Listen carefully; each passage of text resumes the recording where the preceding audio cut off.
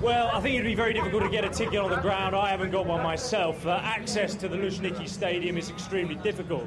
And that will be the experience of many Russian fans, of course. This has been laid on here by UEFA so that the Russian contingent, who are very interested in this game, will get a look in. But what it appears to be in terms of travelling supporters is that most of those fans, I haven't spoken to any yet, in fact, that have come here to Moscow without a ticket. So I think in terms of the travelling supporters, most people making the journey, more than 1,500 miles and a great deal of expense, anywhere between £1,200 to 2,000 plus, do have tickets for the game.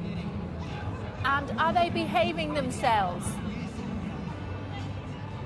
So far, so good. We haven't seen any trouble at all. There is a big police presence here. It doesn't look like it. Well, one of the concerns, Kay, was that it would be fairly militaristic, the approach taken by the Russian authorities. That hasn't manifested itself.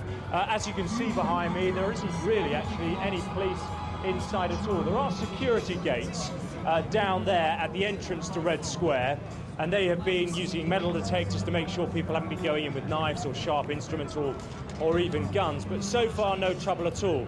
We have, of course, been learning more about the policing of this. 7,000 riot police have been drafted into Moscow. Now, they're working closely with Metropolitan Police and also police from Greater Manchester. We know that 17 undercover police officers will be working with the Russian teams, and they'll have a dual function, really. They'll be operating as spotters, identifying troublemakers in the crowd, but they'll also be there to interpret behaviour, the cultural things that the Russians may or may not trip up on. What is bawdy, drunken hijinks, and what really is potential for real nasty trouble. So they'll be providing that role and that function as well. But so far, very peaceful, great atmosphere here in Red Square.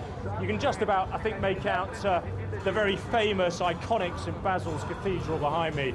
And I think the impression of lots of fans that I've spoken to is they've been pretty overawed by the place. It's a fairly imposing area to come in, steeped in history. You've got the Kremlin over to my left. And I think at the moment people are drinking in that rich, intoxicating mixture of history and really just enjoying the place. It has to be said that we think many fans will not really get going in the capital until probably tomorrow. Charter flights are coming in for essentially the day trippers, those people who've got 24 hours to spend. They'll fly in the morning, have a quick look around the city, head to the Luzhniki Stadium, watch the match, and then be bussed out to the airports afterwards and hopefully fly home after enjoying the game.